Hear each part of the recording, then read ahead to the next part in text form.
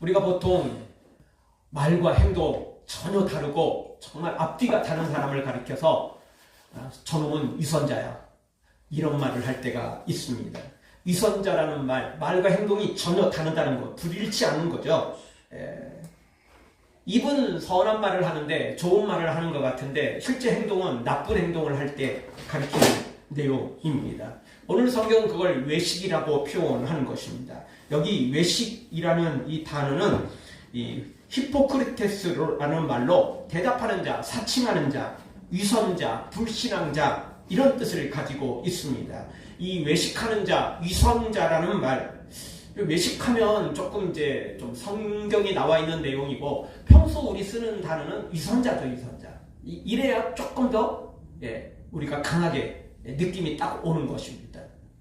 이 위선자라는 이 말은 원래 연극 배우에서 나오는 단어였습니다. 이 연극 배우는 가면을 쓰고 다른 역할을 하는 거죠. 원래 자신이 아니고 그 연극에 나와 있는 연극의 그 사람의 모습으로 연극을 하는 것입니다. 그게 이제 이 연극 배우라는 건데, 우리도 지금 TV나 또 영화를 통해서 수많은 연기자들이 연기하는 것을 보게 됩니다. 드라마를 통해서 또 영화를 통해서 사람들이 감동도 받게 되고 분노도 하게 되고 막 이렇게 되죠. 근데 정말 놀라운 일은 이 연기자들은 얼마나 연기를 잘하는지 가짜 이야기를 가지고도, 물론 그 드라마 대본이나 영화 대본은 사실을 바탕으로 한 것들도 있긴 있습니다. 근데 그렇다 할지라도 다 각색을 하고 다 이게 이렇게 미화시키고 막 다 이렇게 해서 하는 거지 진짜 있는 이야기를 그대로 하지는 않습니다. 그러면 별로 재미없거든요. 올리고 웃게 만들고 분노하게 만들고 기쁘게 만드는 이런 내용을 들어가려면요, 다 그게 각색이 필요해요. 어쨌든 진짜 이야기도 각색이 필요하고 대부분은 또 가짜 이야기죠. 그냥 작가가 그냥 상상 속의 이야기를 끌어내는 것입니다. 이렇게 됐으면 좋겠다, 뭐 이런 것들이죠. 그런데 놀라운 건 그 가짜 이야기를 가지고도 이 연기자들이 연기를 하면 사람들이 울고 웃고 이런다는 거예요. 심지어 연기하는 본인들도 가짜 이야기를 가지고도 다 울고 웃고 이런다는 것입니다. 정말 놀라운 일이죠. 이게 원래 위선자라는 원래 뜻이 그렇다는 것입니다. 본 모습이 아니에요. 근데 또 여러분 옛날, 지금은 아니죠. 옛날 분들은 그렇게 악역을 맡아가지고 그 연기를 하다가 길거리에 나가면 사람들이 막 욕을 하고 손가락질을 하고, 심지어 어떤 사람은 뭐 소금을 이렇게 뿌리거나 또 막 물을 뿌리는 사람들이 있었대요. 악역 그대로 하면은 진짜인 줄 알고. 옛날에는 이제 특히 이제 어르신들이 그랬겠죠. 그 가짜 이야기인데도 불구하고 사람들은 그게 진짜인 줄 아는 거예요. 그 사람이 진짜 주인공이고 그 사람이 실제 그런 줄 알고 막 욕하고 막 이랬다는 거죠.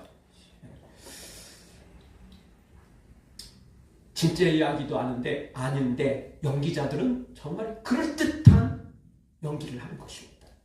이게 위선자들인 것입니다. 성경을 보면 이런 위선자들이 나오죠. 제일 먼저 나오는 건 오늘 본문 말씀처럼 사두개인들, 바리새인들, 율법사들, 바로 이 종교 지도자들이었습니다. 그리고 이 밭을 팔아놓고도 그리고 일부만 헌금을 하고 일부는 감춰두고 있으면서도 전부를 다 바친 양 생생나는 아나니아와 삽비라 같은 사람, 위선자들이죠. 그리고 예수님을 이미 돈으로 팔기로 결정해 놓고도, 그리고 이미 돈을 받아 놓고도 뻔뻔스럽게 마지막 최후의 만찬에 앉아서 마치 예수님의 진실한 제자인 양 자리를 잡고 있는 가룟 유다가 위선자들이겠죠. 또 구약성경에 보면 하나님의 명령으로 모든 것을 죽이라는 그 명령을 받아놓고도 살찐 소와 살찐 양을 가지고 오면서 사무엘이 물으니까 이거 우리가 가지려고 그런 게 아니고 하나님께 제사하려고 가져왔어요 라고 말하는, 그리고 그 중에 몇 마리만 하나님께 드리고 나머지들은 자기들이 수천 배 수만 배가 되는 더 많은 것은 자기들이 다 꿀꺽 가는 사울 왕과 같은 사람, 이런 사람들이 위선자라고 말할 수 있을 것입니다. 사울은 하나님께만 그런 게 아니었죠. 다윗 너무나 꼴보기 싫었고 시기 질투 때문에 죽이고 싶었는데 막상 죽이지는 못하고, 그러니까 결국 사위를 삼죠. 근데 사위를 삼고 그래도 뭐 이게 불안하니까 나중에는 진짜 죽이려고 하잖아요.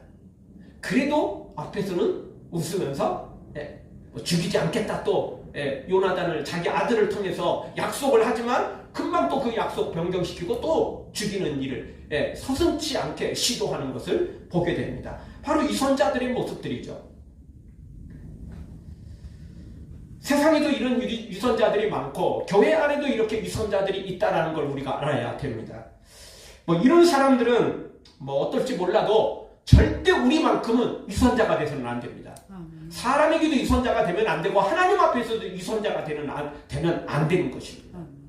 사랑하는 성도 여러분, 우리가 하나님과 사람 앞에 위선자는 절대 되지 말고 진실하게 진솔하게 살아가는 우리 모두가 되어지기를 주의 이름으로 축원합니다. 자, 오늘 성경 첫 번째 우리에게 주시는 말씀은 위선자들의 특징이 무엇입니까? 우리는 그 위선자를 버려야 되는데, 그러면 우리가 무엇을 버려야 되는 것입니까? 그것은 바로 입술로만 존경하고 마음은 멀리 떠나 있는 것, 이걸 버려야 됩니다. 입술뿐만 아니라 우리의 마음도 주님께 시선을 고정해야 되는 것입니다. 주님만 바라보야만 되는 것입니다.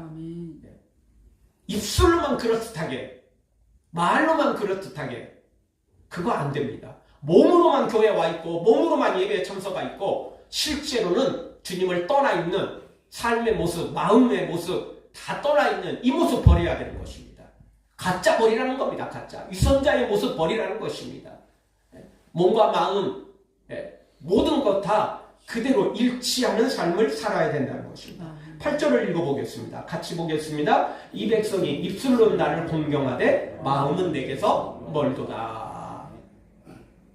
입술은 존경해요. 입술은 말은 좋아요. 그렇게 해야죠. 뭐 민족의 존경대.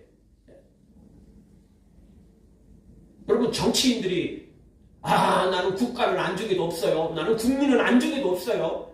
나는 오직 우리 당, 우리 계파, 그리고 내가 출세하고 성공하는 거, 나 대통령 되는 거, 나 이런 것밖에 관심 없어요. 이렇게 말하는 사람은 한 사람도 없습니다. 이렇게 말했다가는 그날로 끝입니다.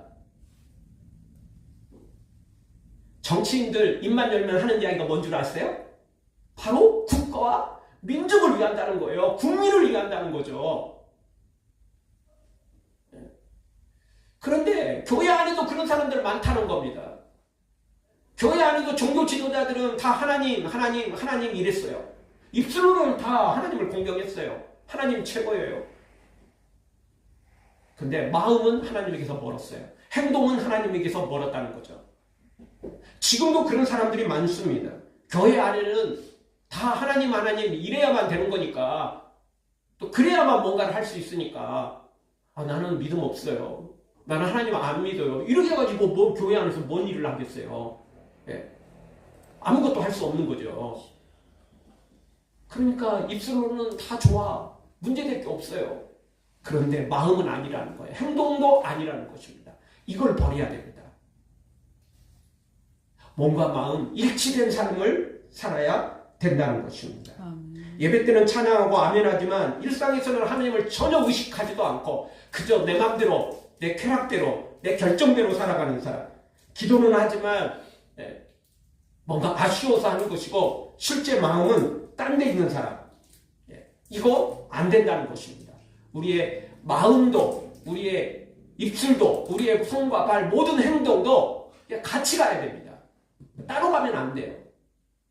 앞뒤가 다른 사람이 위선자 아닙니까? 말과 행동이 다른 사람, 이게 위선자 아니에요? 바로 사기꾼들이잖아요. 사기꾼들은 내 앞에서는 알람망구 끼지만 뒤에서는 나를 죽이려고 하고 내 걸 다 빼앗으려고 하는 거잖아요. 요즘도 뭐 여전히 보이스피싱 계속되지만 이 사람들 뭐 정말 얼마나 사람들을 그냥 귀가 그냥 그 사람한테 쏠리도록, 마음이 쏠리도록 만들잖아요. 협박을 하든 또 좋은 것으로 이야기를 하든 어떻게든 그냥 만들어서 다 빼먹는 거 아니겠습니까? 우리는 하나님 앞에 바르게 살아야 되는 것입니다.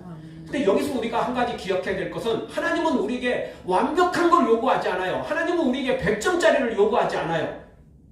그냥 진심을 원하시는 거예요. 그냥 서툴러도 넘어져도 좋으니까요. 그냥 주님 앞에 우리의 마음을 그냥 있는 그 마음을 드리면 된다는 것입니다. 하나님은 겉모습만 그럴듯한 것으로 원하지 않아요. 말 잘 못해도 상관없어요. 겉으로 그냥 뭔가 대단한 거 하지 않아도 상관없어요. 하나님이 원하는 건 우리의 진실된 마음인 것입니다.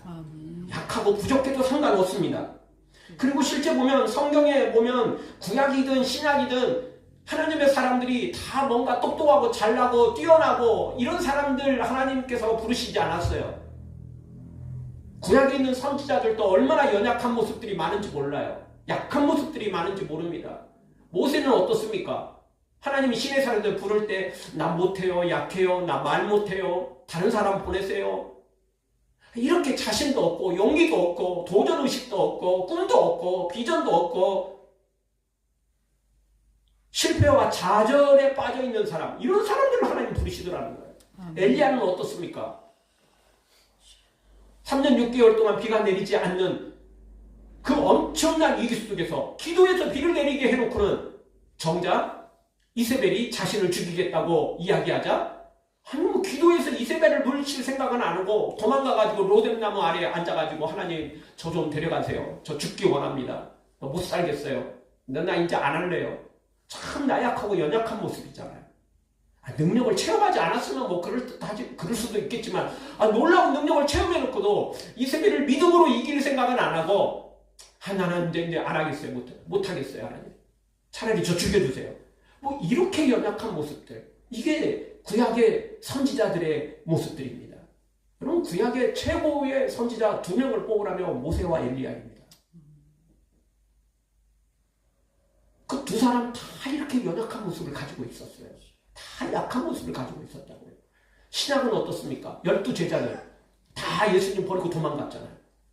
베드로는 뭐라고 말했습니까? 다른 사람 다 버려도 나는 주님을 배신하지 않고 부인하지 않고 주님만 따르겠습니다. 이렇게 큰 소리 쳐놓고는 베드로도 역시 똑같이 도망갔습니다. 그리고 여종이 이야기했을 때 3번이나 부인하면서 마지막에는 저주까지 퍼부었죠. 자기 살기 위해서. 자기 위기에서 벗어나기 위해서.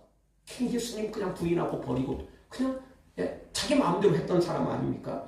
그럼에도 불구하고 우리 하나님은 그들을 부르셨습니다. 우리 예수님은 그들을 찾아가 주셨습니다. 아멘. 그리고 그들과 함께 하셨습니다. 아멘. 예수님은 부활하신 후에 제자들을 찾아가서 평안하며 부르셨습니다.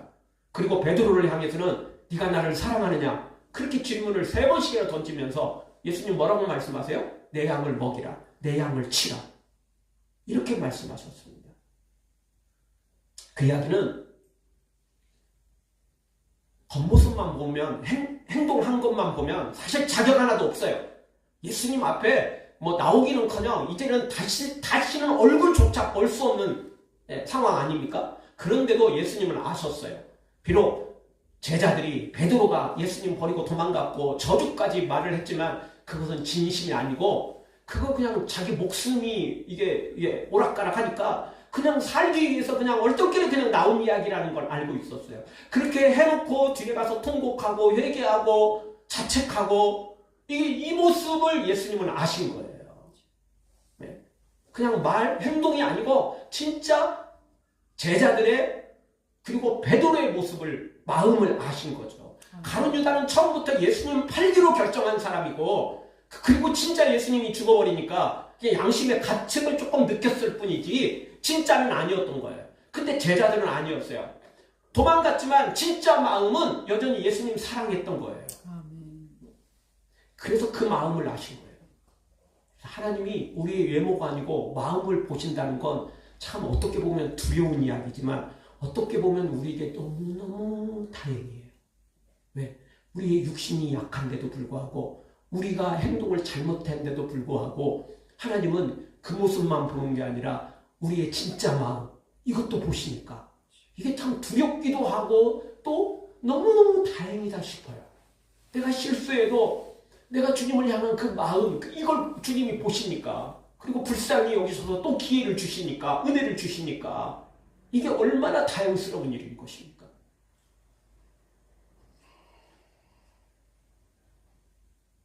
그러나 이제 우리가 좀 더 성숙한 믿음으로 나가야 됩니다. 언제까지 계속 부인만 할 것이고, 언제까지 계속 도망만 갈 것이고, 언제까지 내 다리야 나살리라 하고, 언제까지 그렇게 할 것입니까? 이제는 새롭게 돼야 되지 않겠습니까? 다 믿음의 사람들 그랬습니다. 모세와 엘리야 그렇게 약했음에도 불구하고 나중에는 또 더 능력의 사람이 될 수 있었습니다. 제자들 다 믿음으로 충성했던 사람들입니다. 도리어 예수님을 사형선고 내리고 죽이고 앞장섰던 그 산에 드는 공에 앞장서서 나가서 경고할 때도, 죽이겠다 경고할 때도 우리는 하나님이 우리에게 주신 이 놀라운 은혜를 체험했으니까, 부활하신 예수님을 만났으니까 우리는 멈출 수 없다. 아무리 너희들이 우리를 죽인다고 협박해도 우리는 이제 우리가 본 걸, 우리가 들은 것을, 우리가 체험한 걸 전하지 않을 수 없다. 이러면서 도리어 더 큰 소리를 치는 제자들의 모습을 보게 됩니다. 사랑하는 성도 여러분, 우리 부족해도 연약해도 그래도 우리의 마음을 보시고 기회를 주시고 은혜를 주시는 주님 앞에 이제 우리 입술로, 우리의 행동으로, 정말 우리의 마음 그대로 살아가는, 이제는 정말 죽어도 주님을 아프게 하지 말고, 부인하지 말고, 시험 들지 말고 믿음으로만 달려가 승리하는 우리 모두가 되어지기를 주의 이름으로 축원합니다. 두 번째, 우리가 위선자의 모습을 버려야 되는데 어떤 모습을 버려야 됩니까? 사람의 계명으로 가르치고 하나님을 헛되이 경배하는 걸 버려야 됩니다. 구절을 보겠습니다. 같이 한번 봅니다. 사람의 계명으로 교훈을 삼아 가르치니 나를 헛되이 경배하는도다 하였느니라 하시고, 사람의 계명으로 하나님의 계명을 대체했다는 거예요. 물론 이때도 역시 겉으로는 하나님 이야기를 했어요. 그렇지만 실상은 사람의 계명이었다는 거예요.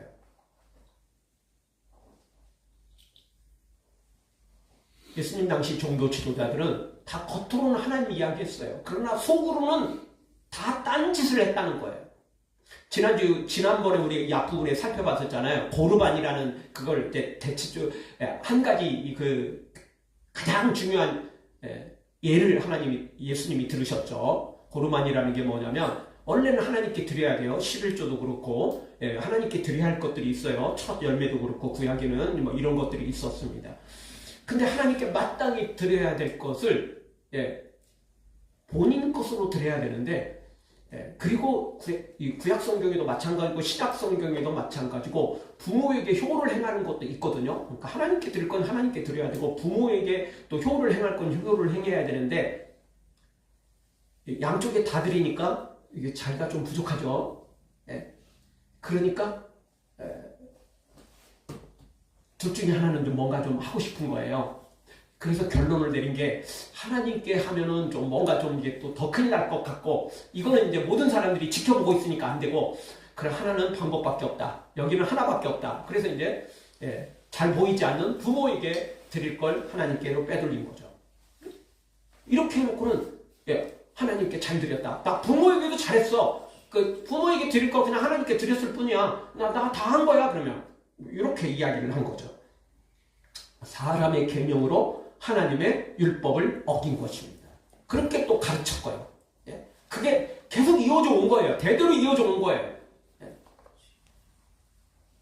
말로는 하나님께 영광이었지만 행동은 자신들의 배를 채우고 행동은 자신들의 영광을 취했던 것입니다. 이게 겉으로는 뭐 하나님 예배, 봉사, 헌신, 겉으로는 신앙생활 잘하는데 속으로는 완전히 썩어 문드러지고 있었던 것입니다. 이거 마음도 없는 헛된 예배였어요. 마음도 없는 헛된 신앙생활이었던 거죠. 중세 천주교도 그렇습니다. 베드로 성당을 크게 짓고 싶은데 돈은 없으니 어떻게 한 겁니까? 연옥제들을 만들고, 그리고 면제부를 또 판매하는 놀라운 일을 이게 상상해내는 거예요. 얼마나 정말 똑똑한지 몰라요. 참 돈 버는 데는 정말 똑똑한 사람들입니다. 사람들 정말 돈 버는 데는 천재적인 그런 재질을 갖고 태어난 것 같아요. 헌금 거두는데 한계가 있잖아요. 그러니까 연옥제들을 만들고 내가 동전을 넣는 순간 쨍그랑하고 그 소리가 나는 순간 우리의 부모들이 연옥에서 천국으로 들어갈 수 있다는 거예요. 그러니 누가 안 하겠어요? 나쁜 불효자식들만 안 하지 사람들은 다 부모에 대한 효하는 마음은 다 가지고 있잖아요. 현실이 좀 어려워서 그렇지. 그래도 여러분 사람들이 또 많이는 못 드려도 조금씩이라도 면제부 이게 다 막 동참을 한 거예요. 마치 우리나라 IMF 때 금모기 운동을 막 했던 것처럼 뭐 다 그런 거 아니겠어요? 그 묻은 돈이라도 그냥 막 드렸던 거예요. 그게 쌓이고 쌓이면 상상할 수 없을 만큼 쌓이게 되는 거죠. 그렇게 해서 우리 종교개혁가들이 종교개혁을 외쳤고 그리고 실제 종교개혁이 일어났던 것입니다. 그래서 우리 개신교가 된 거예요. 안타깝게도 지금 이렇게 수백 년이 흐르고 나니까 우리 개신교도 역시 중세 천주교를 똑같이 닮아가고 있다는 거예요. 이 구약시대부터 그랬고 예수님 시대 종교 지도자들이 그랬고 중세 천주교가 그랬고 지금 우리 개신교도 그 길을 똑같이 또 걸어가고 있다는 겁니다. 이게 너무너무 안타까운 일입니다. 그래서 우리는 계속해서 개혁하지 않으면 안 됩니다. 여러분 청소 한번 했다고 계속 깨끗해집니까? 금방 더러워져요. 뒤돌아서면 더러워지는 게 또 먼지 쌓이는 게 그게 세상 일인 것입니다. 계속해서 닦지 않으면 안 됩니다. 우리의 신앙도 똑같아요. 계속해서 개혁하지 않으면 안 돼요. 계속해서 말씀으로 새롭게 하지 않으면 안 돼요. 계속해서 성령으로 우리를 점검하고 은혜로 우리를 새롭게 하지 않으면 또 사탄이 덧뿌리고 간 가지 때문에 거기에 가라지가 또 자라게 되고 죄가 또 어느덧 자라게 되고 다 이렇게 되게 돼 있어요. 특히 우리나라는 유교 문화가 굉장히 강합니다. 그래서요 조금 오래된 교회를 가보면 이게 성경 이야기인지 이게 유교 이야기인지 알 수가 없어. 예절이 바르다 이게 참 좋은 것입니다. 근데 그 예절이라는 게 성경의 예절이 아니고 자꾸 유교의 예절이에요. 유교의 예절이 반드시 나쁜 건 아닙니다. 근데 나쁜 것도 있어요. 장유유서 좋습니다. 그러나 그거는 좀 젊은 사람이 그리고 좀 밑에 있는 사람이 챙겨주고 좀 이렇게 이런 거 해야지. 윗사람이 목에 힘주고 야 나이가 내가 많으니까 내가 높으니까 넌 당연히 밑에 있어야 되고 네가 무릎 꿇어야 되고 네가 섬겨줘야 되고 이건 아니잖아요. 그렇죠? 그건 아니잖아요. 근데 교회 안에서도 똑같이 그게 적용되더라는 것입니다. 이게 성경 이야기가 아니에요. 성경의 예의가 아니에요. 유교 예의지. 성경은 도리어 뭐라고 말합니까? 낮아져서 섬기라고 말합니다. 종이 되라고 말합니다. 우리는 기억해야 됩니다. 사람의 계명으로 하나님의 계명을 대체하면 안 됩니다. 그러면 큰일 나는 것입니다. 특히 우리나라 사람 다시 말씀드리면 우린 유교 문화에 나도 모르는 사이에 다 젖어 있어요. 설교를 하는 저도 마찬가지예요. 유교 문화에 우리 다 젖어 있어요. 우리도 모르는 사이에 그래요. 그래도 그걸 바꿔야 됩니다. 진짜 바꿔야 됩니다. 우리는 유교의 예절도 어느 정도 좋은 건 지켜야 됩니다. 그러나 항상 우리는 성경의 예절이어야 돼요. 하나님의 예절이어야 돼요. 유교 예절을 뛰어넘지 않으면 안 됩니다. 여기서 사람의 계명으로 유교의 계명으로 하나님의 계명을 대체하면 절대 안 되는 것입니다. 사랑하는 성도 여러분, 보이지 않는다고 하나님을 멸시하지 말고 하나님의 말씀을 존중히 여기고 하나님을 존중히 여기고 하나님만 섬겨가는 우리 모두가 되어지기를 주의 이름으로 축원합니다. 마지막 세 번째로 우리가 위선자의 모습을 버려야 되는데 어떤 모습을 버려야 됩니까? 입으로 들어가는 것이 아니라 입에서 나오는 것이 우리를 더럽게 한다는 사실, 이걸 기억하고 더러운 말, 더러운 행동, 더러운 것을 버려야 됩니다. 11절을 보겠습니다. 같이 한번 보겠습니다. 입으로 들어가는 것이 사람을 더럽게 하는 것이 아니라 입에서 나오는 것이 사람을 더럽게 하는 것이니라. 아멘.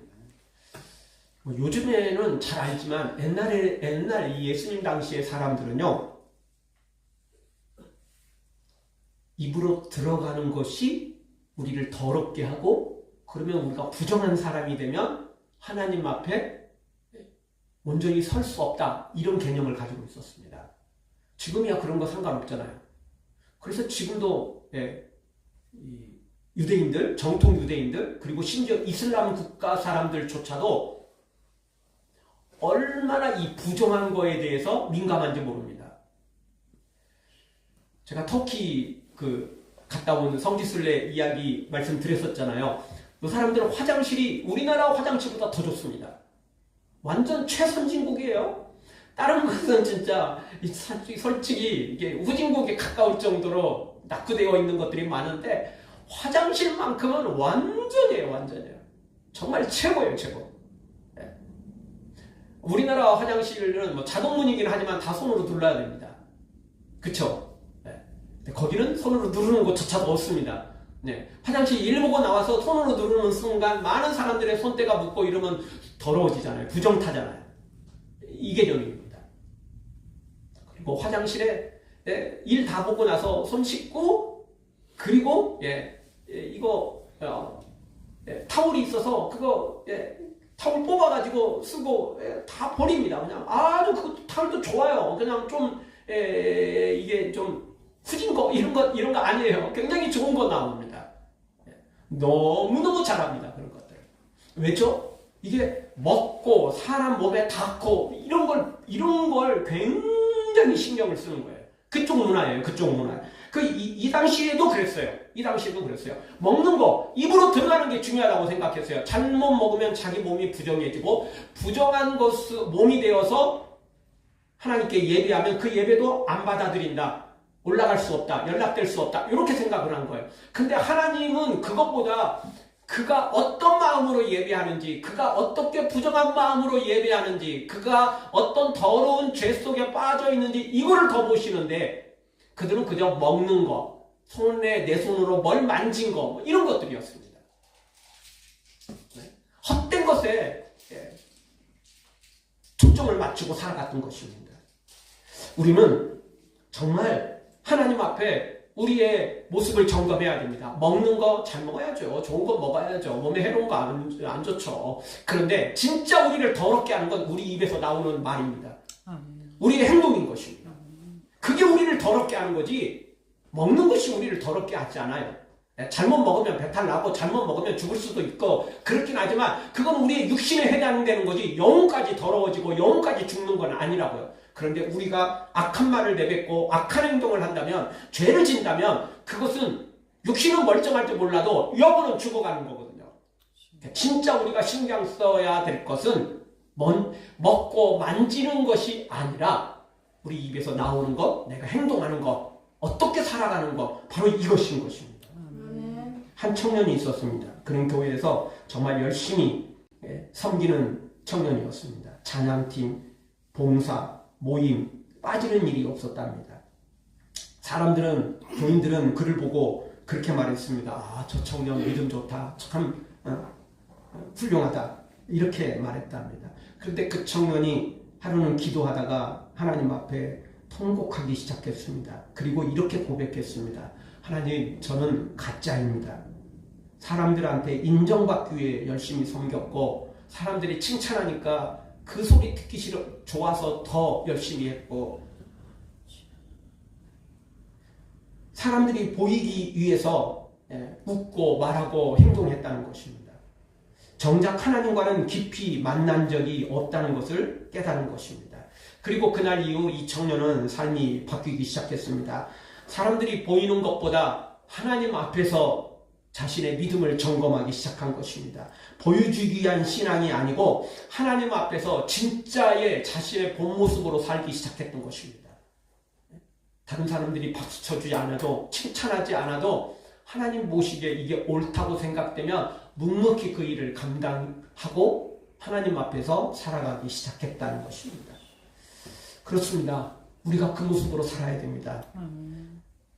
우리 성경 한 구절 마지막으로 우리가 읽어보기를 원합니다. 사무엘상 16장 7절입니다. 같이 보겠습니다. 여호와께서 사무엘에게 이르시되 그 용모와 신장을 보지 말라. 내가 이미 그를 버렸노라. 나의 보는 것은 사람과 같지 아니하니 사람은 외모를 보거니와 나 여호와는 중심을 보느니라. 아멘. 사무엘조차도 정말 그 위대한 선지자였던 사무엘조차도 선지자였고 선견자였고 사사였고 제사장이었던 사무엘조차도 외모가 눈앞에 딱 들어왔어요. 다음 왕을 세우는데 이세의 아들들 가운데 세우는데 외모가 먼저 들어왔어요. 첫째, 둘째, 셋째는 외모도 출중했고 키와 모든 것 다 정말 괜찮았어요. 거기에 비해 다윗은 아직 어렸긴 했어도 어린 그 또래보다도 더 키도 작았고 외모도 출중하지 못했어요. 하나님은 외모를 보지 않고 중심을 보신다. 마음을 보신다. 하나님은 사무엘을 통해서 다시 한번 말씀해 주셨습니다. 그러니 우리는 하나님께 잘 보이려면 외모가 아니에요. 겉모양이 아니에요. 하나님께 잘 보이려면 우리의 마음을 드려야 돼요. 우리 마지막 오늘 찬양할 때 정말 내 모습 너무나 부끄러워. 우리가 부끄러운 모습 맞아요. 근데 그걸 감출 필요는 없습니다. 주님 앞에 주님 저는 연약합니다. 저는 너무 부끄러운 모습밖에 없습니다. 저는 이렇게 부족합니다. 그냥 그 모습 그대로 내놓으라는 겁니다. 그러면 주님이 어루만져 주시고 주님이 도우신다는 것입니다. 굳이 포장할 필요 없어요. 굳이 그거 막 멋있게 화장시키고 메이크업 막 그렇게 할 필요 없습니다. 그냥 있는 모습 그대로 십자가 앞에 나아가면 되는 겁니다. 그러면 내가 메이크업을 하는 게 아니고 주님이 알아서 메이크업을 해주세요. 십자가 보혈로 나를 씻어주시고 성령의 능력으로 나를 덧입혀 주신다는 것입니다. 내가 하면 안 돼요. 그 주님이 하시는 것입니다. 그냥 내가 할 일은 그냥 주님 저 연약해요. 저 이렇게 볼품 없어요. 저 이렇게 부족해요. 그냥 그 모습 그대로입니다. 성경을 보면 이런 사람들이 주님께 인정받았고 이런 사람들이 주님께 능력을 받았고 이런 사람들이 주님 앞에 쓰임을 받았던 것입니다. 자기가 스스로 메이크업을 하고 자기가 스스로 치장을 하고 자기가 스스로 뭔가를 하나님께 보여주려고 했던 사람 다 헛것입니다. 다 가짜인 것입니다. 본 모습은 변하지 않는데 뭘 어떻게 할 수 있겠습니까? 우리는 있는 그대로 나아가면 주님이 우리를 고쳐주십니다. 주님이 우리를 도와주십니다. 사랑하는 성도 여러분, 오늘 말씀 다시 한번 기억하면서 우리 유선자의 모습을 버려야 됩니다. 세상에서도 이런 사람 안 되지만 교회 안에서는 하나님 앞에서는 더더욱 안 됩니다. 사람은 적당히 속여서 유선자로 살아도 다 속아 넘어갈 수도 있는데 하나님은 속지 않습니다. 그러니 우리 있는 그 모습 그대로 주님 앞에 내어놓으면 주님이 우리를 불쌍히 여기시고 도와주십니다. 오늘 종교 지도자는 다 유선자들이었어요. 그들은 겉모습은 대단했지만 속은 그게 아니었던 거예요. 제자의 모습들 다 연약하고 부족했지만 있는 모습 그대로 주님 앞에 나아가니까 주님이 십자가 보혈을 씻으셔 주셨고 성령의 능력을 부어주셔서 주의 일을 감당할 수 있도록 주님이 세워주신 것입니다. 사랑하는 성도 여러분, 우리 모두 주님 앞에 믿음으로 나아가서 진실하게 나아가서 주님의 능력으로 우리 모두 다 새로워져서 유선자가 아닌 중심을 보시는 하나님, 마음을 보시는 하나님 앞에 크게 쓰임받고 그리고 칭찬받는 우리 모두가 되어지기를 주의 이름으로 축원합니다.